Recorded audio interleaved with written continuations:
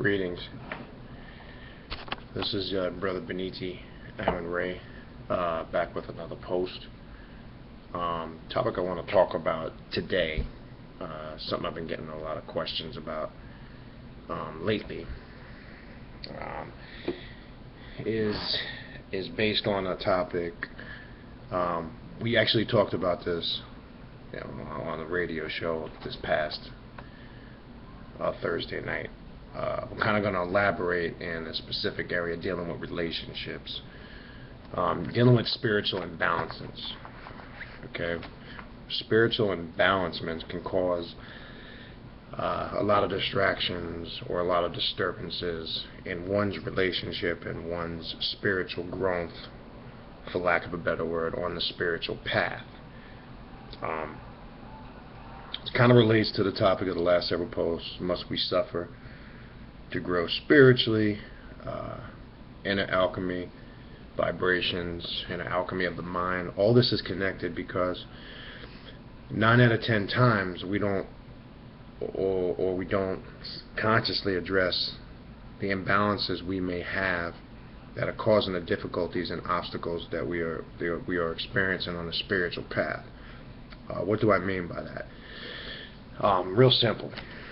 If you have been studying for a long period of time and you have knowledge and you're on that path to self-mastery, there's no way, shape, form, or fashion an individual should be struggling financially or should be broke or his life is in disarray, because the bottom line is a lot of people have a lot of this knowledge, have a lot of this information, but it should reflect in the example that they're living, and sometimes that doesn't seem to be the case, because you can have an individual that has all this knowledge but their life is in complete disarray. It doesn't reflect it spiritually, mentally, and the key, financially. And not trying to focus on the materialistic aspect of it, but there has to be some success reflected in the physical world if you're achieving what you claim to be mentally and spiritually. Now, one of those areas again I want to focus on are relationships. Are you in the right relationship? This is an issue a lot of people don't really want to address, because this is one of the key elements that disrupts a person's spiritual growth, blocks it, or keeps it limited. What I mean by that is, if you are in a relationship, male, female, if the mindsets aren't compatible, if the eventual goal isn't the same, if the lifestyle being lived or represented isn't the same, it's going to cause a conflict of energies, and it's going to create a wide variety of problems. When those spiritual energies start to combat each other, it creates those blockages. So if you are the conscious person, for example, in a relationship, and then there's a non-conscious person, or someone that they're not really striving to better themselves on the spiritual path, this type of relationship won't work. It never works, and eventually you will get to that fork in the road where it will create problems, confusion, and chaos for you.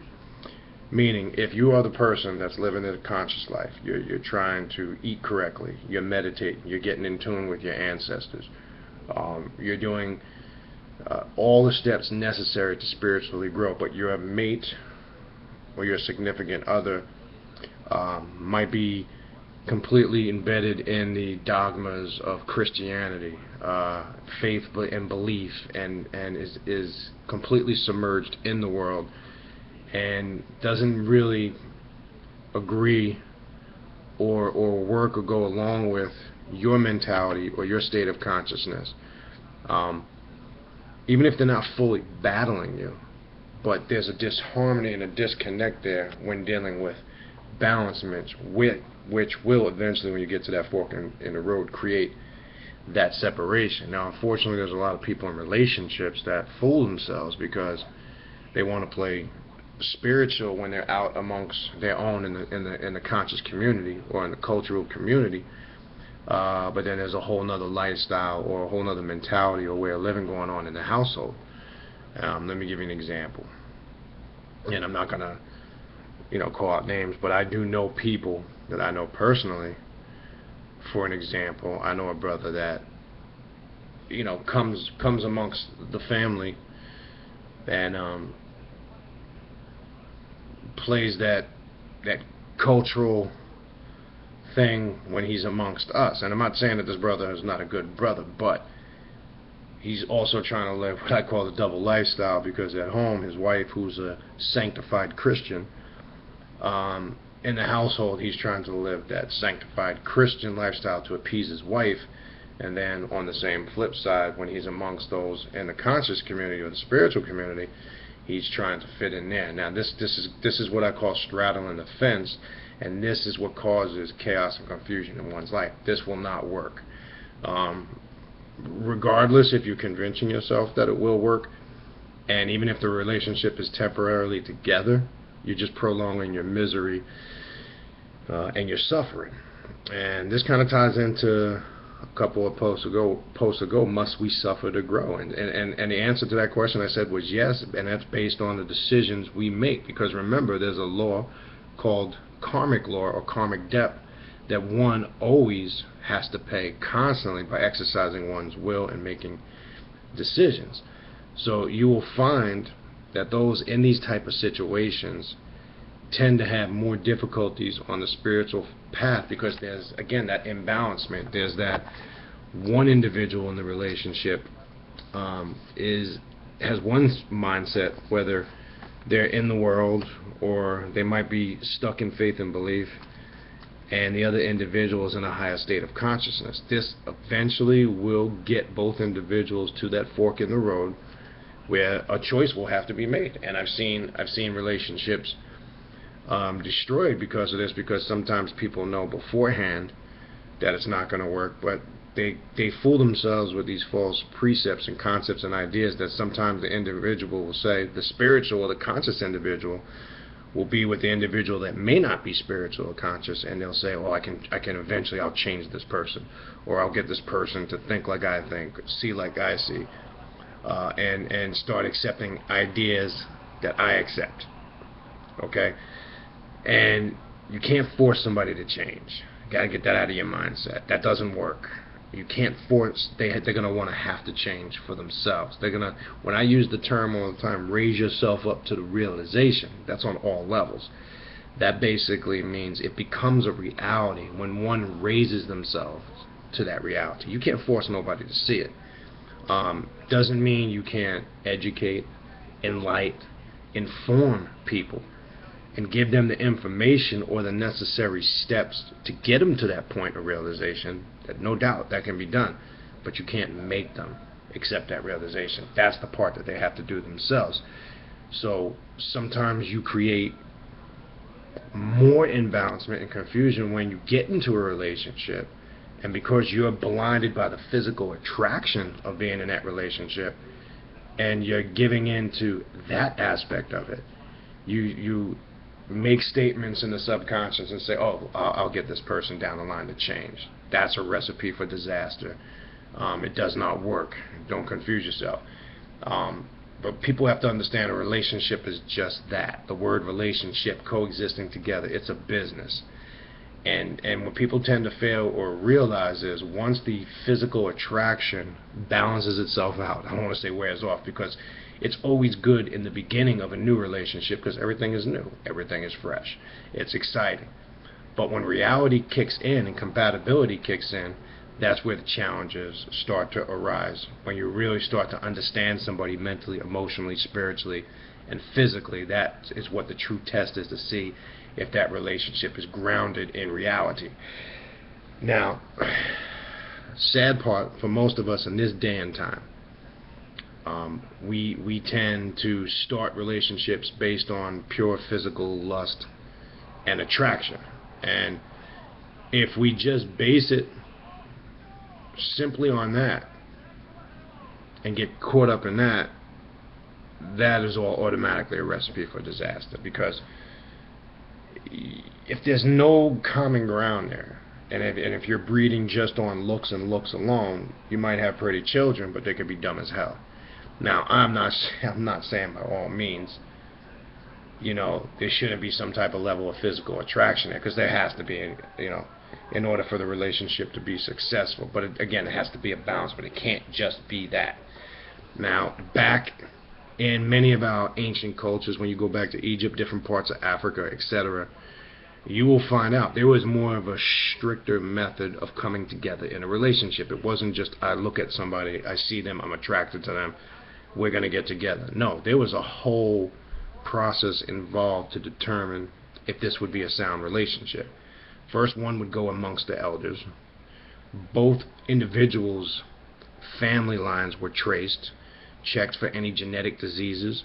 Their true astrological signs were researched. And dealing with true astrology, not the bullshit astrology you see today, the hocus pocus garbage you see today, it was thoroughly researched, the breakdowns of your astrological sign, or the trinity of your astrological signs, which would be you. You're a third of yourself, you are a third of your mother, and a third of your father. And the same thing was done with the other individuals. These are the three compatible signs that your spiritual energy aligns with. And then it would be determined also what would be the best time for two individuals to get together and breed under what astrological sign to have children. And by doing this correctly would prevent lunatics from being born. Because that ties into the deity Luna of the moon. When you go back into the Sumerian culture, there was a time for us in relationships to also bring forth children in what we call in due season.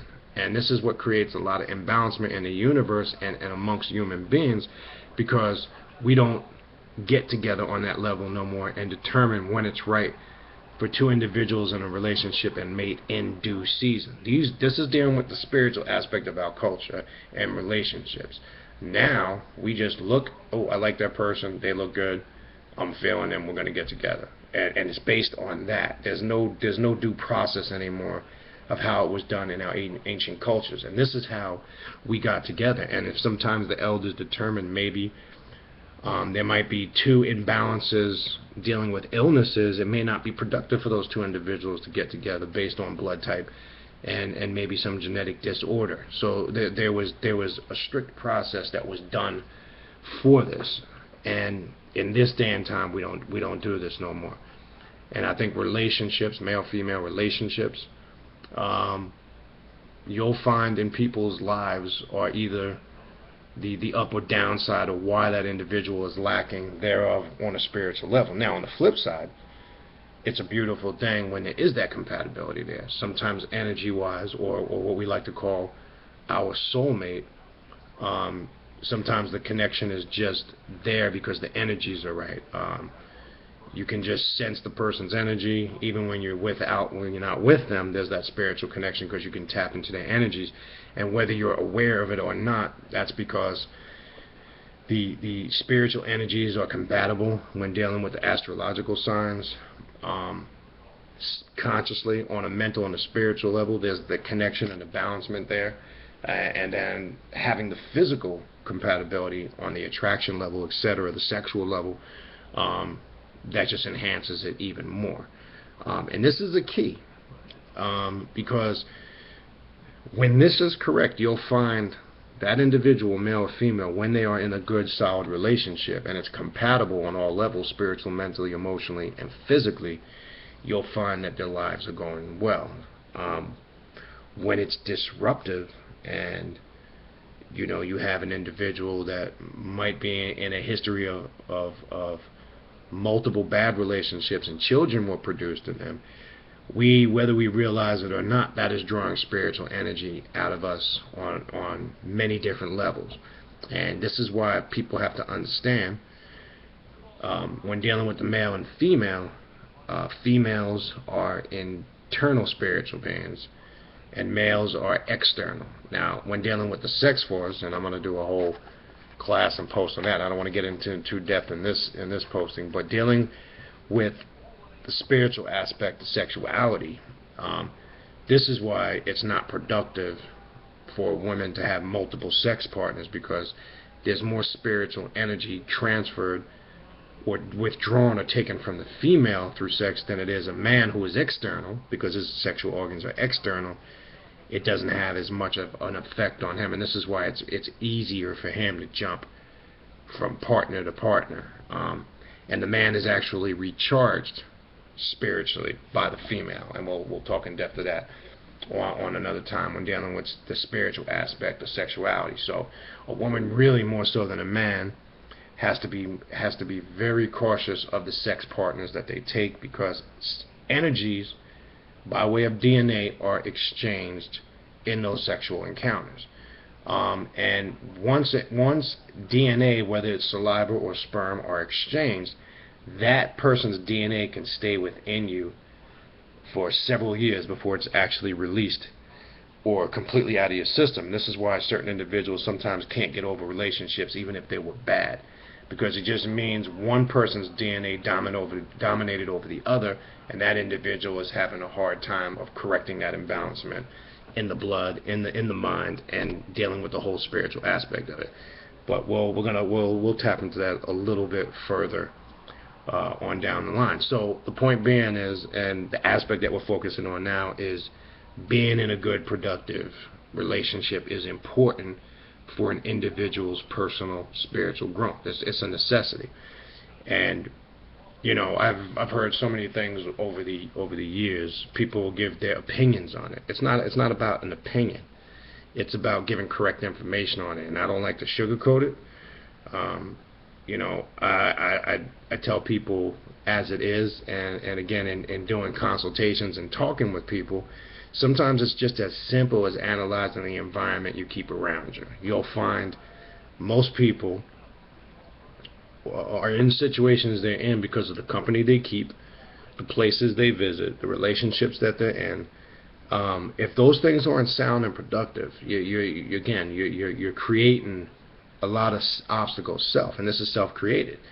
And this is why I said, you've heard me say multiple times on many different classes, everything that's happening to you at this present moment is happening because you're allowing it to happen. Okay, don't blame anybody outside of you. Don't point fingers. Don't make accusations. If it's creating the illusion to you that individuals around you are out to get you or making things difficult for you, it's because you are opening up that energy center, and you are creating that imbalancement by the decisions you're making in the company you keep. Now remember, when dealing with melanin, and as a melanated being, and I'm going to quote something that Dr. Jewel Pookrum and many masters teach, the melanin is a manifestation of the electromagnetic spectrum. So it's basically an energy grid. So you're sending out and receiving energies at all time. That's bottom line. So that can work for or against you. So how you exercise your will and your decisions, for an example, if you are keeping a bunch of lowlifes and bums around you, guess what's eventually going to happen to you?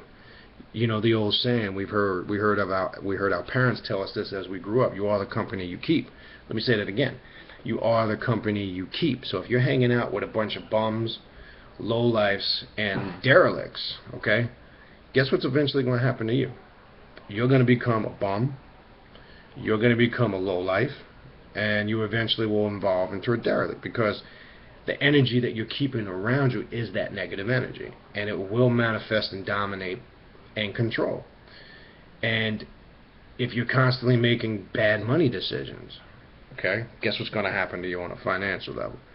You know, we all have that individual around us. You know, I call them the spiritual pimps, or the conscious pimps. You know, they come amongst the conscious people with hustles all the time, a get-rich-quick scheme.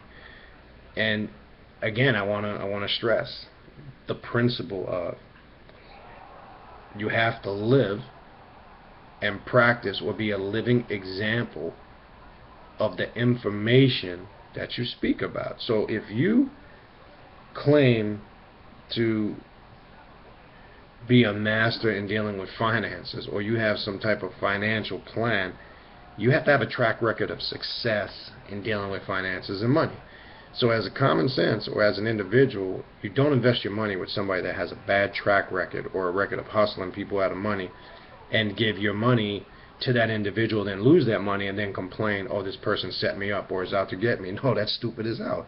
If you knew beforehand there was something shady about this individual, that right there is a red flag not to give that person your money. Now, use something so basic and simple as that, because we'll find out by exercising our will and making little decisions like this, we are creating that negative force field or energy around us that's making, or that's making life's difficulties even harder and creating more hardships around us. This is a fact. So, since this topic has come up heavy this week, and this is why I decided to focus on this one aspect, I feel it's necessary to first look at the simple things, because sometimes people want to spook shit out. They want to go to what I call Spookville, USA, and try to come up with some crazy ass spooked out reason of why their life might not be going well or why they're not doing good. I mean, I've heard the craziest shit. People are doing spells on me. People are working magic and voodoo on me. All types of shit. And I keep telling people that stuff only works if you've convinced yourself in your mind that works. And if you have surrendered your divinity and your will to the individual that you are claiming can do spiritual work on you. And by doing that, guess what happens? It can work. Okay? But if you are an individual that's spiritually conscious and awake and is vibrating at the correct frequency in the universe and within your multiverse, okay, you know that you are the self-creator of that divine essence, or that connection to the universal all, and you are the self-controller of it. You are the governor of your spirituality, and the only person that can allow something to happen to you is you. People don't understand this, so they create the illusion, or the people I like to call illusionaries, that somebody can be out there and do spiritual work on them and attack them. It only works if you allow it to work, and if it's working on you, then your spiritual psyche is very weak if it can be attacked on that level. So again, I like to stress to people, before you go to Spookville, USA, let's look at the basic things first. Because remember, you have to start at the physical. That has to be mastered in order for you to understand the spiritual. So there's a balancement there. So first, analyze the company you keep. Okay? Analyze the places you go. Analyze your friends. Really give a good, thorough analysis to your relationship. Is it sound? Okay? Now here's something I'm going to say that some people are not going to like. And some people, it may not bother them because it doesn't apply to them. But I'm going to say it. Ask yourself this. If you are in a relationship, if you took the sex out of the relationship, what do you really have? Now, sometimes people confuse being in love with somebody for loving what that person does for them. Let me give you an example. If you are a man and you have a great wife that takes care of your kids, cooks, cleans your house, etc. If the woman's and giving you sex, we have to throw that part in there too. If the woman stopped doing those things, okay, what is it you really like about this woman or love about this woman? Can you hold an intellectual conversation? Do you have a lot of likes and interests that are the same? Are your goals similar? Is the mindset similar? If you don't have any of those connections, and the only reason why you're with this individual is due to the physical things that you like in the relationship, then that relationship is not grounded on anything solid. It's very simple to look at it and analyze it. People want to get it twisted. And then I say to people, and I get this a lot in consultations, I'm in a bad relationship, how do I get out of it? You're going to fucking laugh when I tell you this. Just leave. And here's the bullshit response you get all the time. Oh, I can't just leave. It's not that easy. Bullshit. Yes, it is. Because then now what the subconscious mind does is find reasons to stay in it.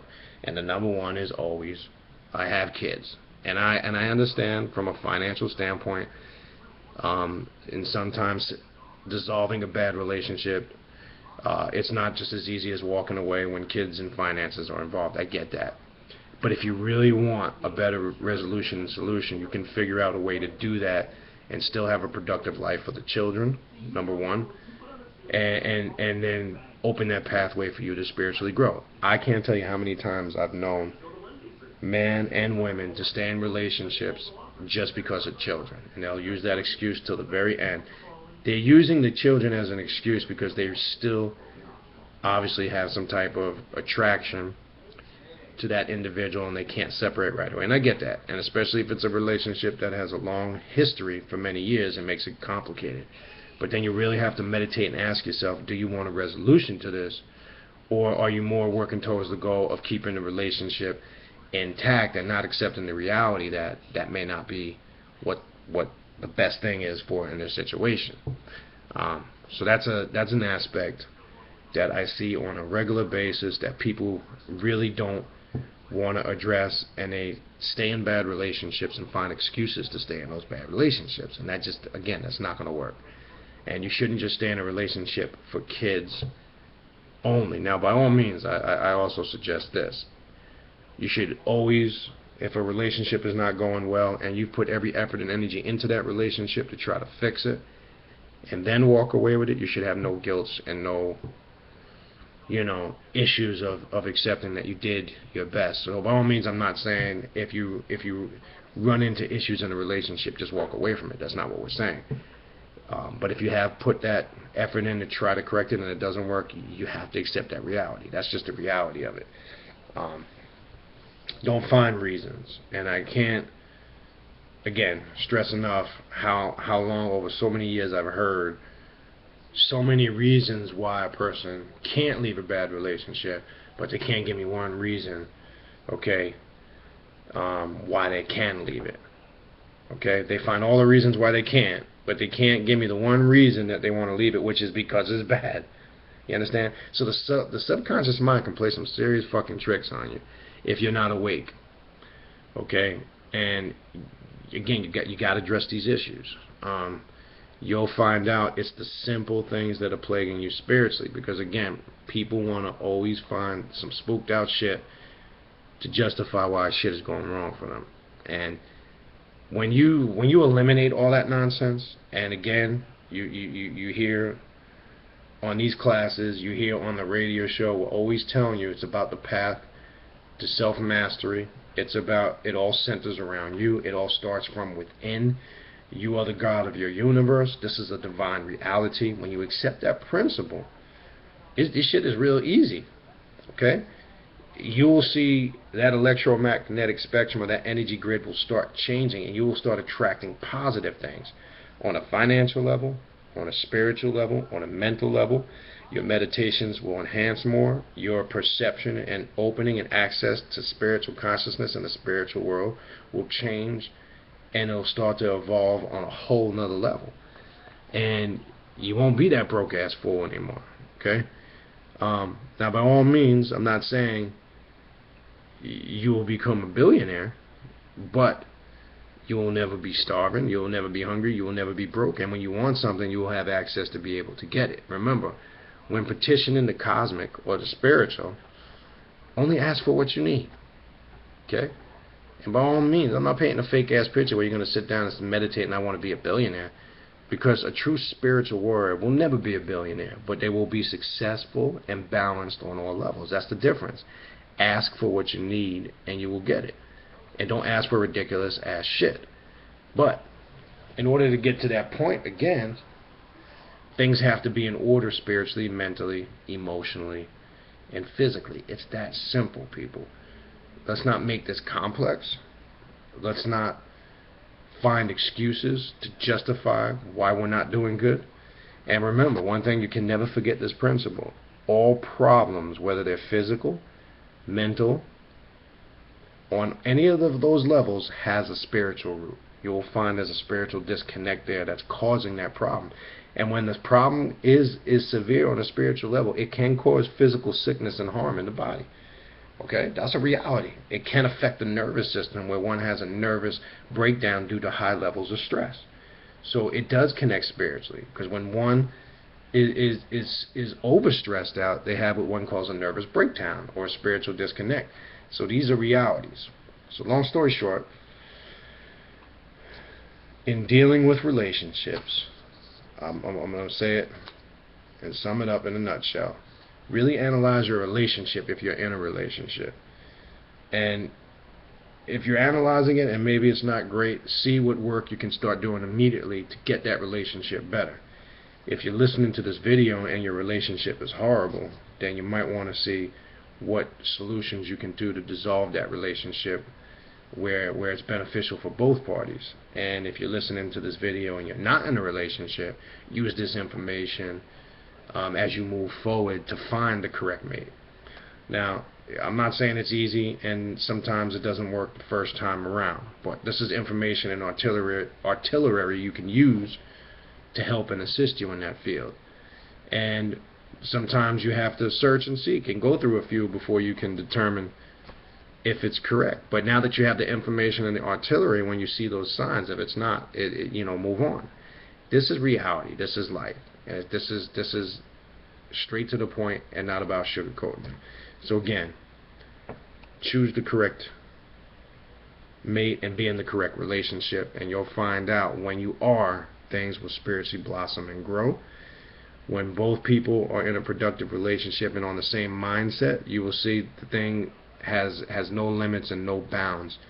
You will find when two people can meditate, male and female, and you'll find, and when dealing with meditation, there's private meditations, there's group meditations, and then one meditation that's very powerful is a male-female meditation. So if you have a significant other you can meditate with, because each one recharges the other. The female recharges the male when dealing with magnetism and vice versa.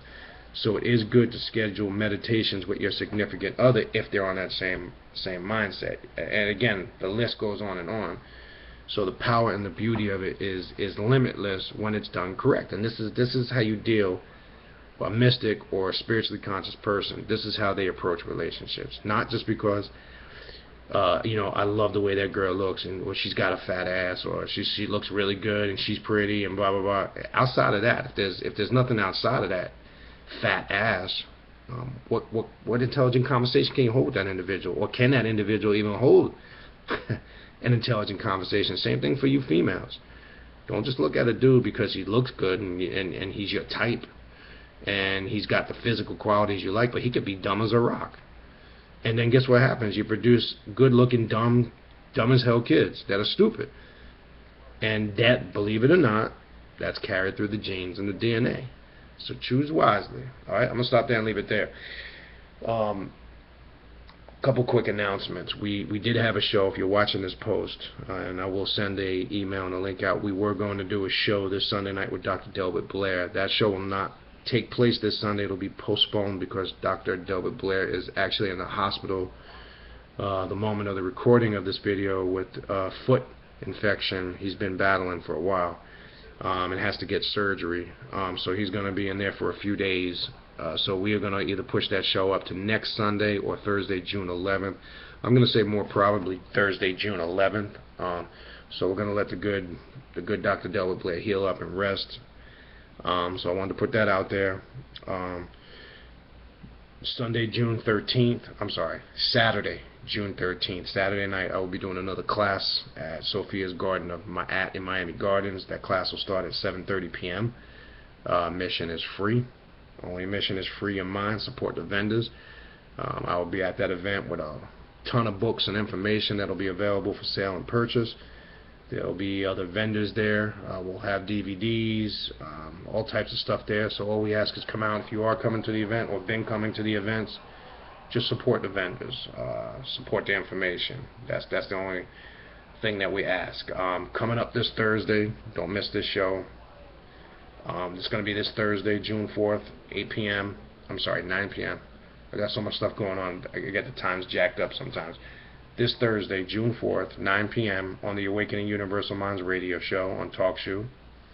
Okay? We were going to have Brother Panic come back on this Thursday, and we're doing a whole show on the origins of hip-hop culture, how it affects us spiritually, mentally, emotionally. We're going to do a whole history on it, bring it up into the present day.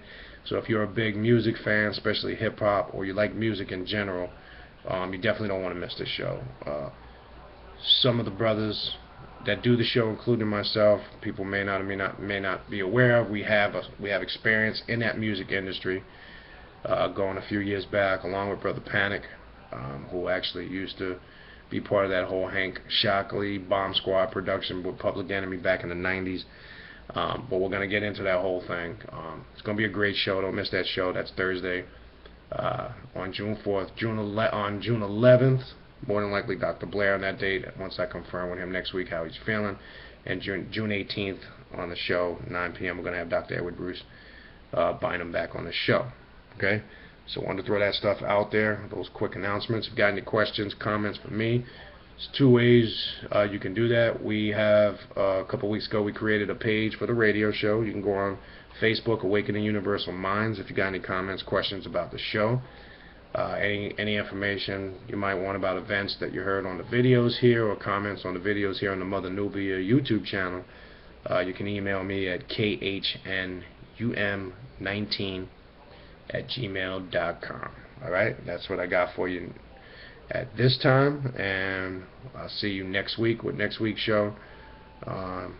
Whatever the ancestors guide us and the spirits guide us, that's what we'll talk about. So I couldn't tell you what that's going to be, and I literally don't figure it out until a couple minutes before recording, but I'll leave that up to the ancestors and the spirits. Alright, so it's your brother Beniti Amun Ray signing off, saying Hotep. See you next week.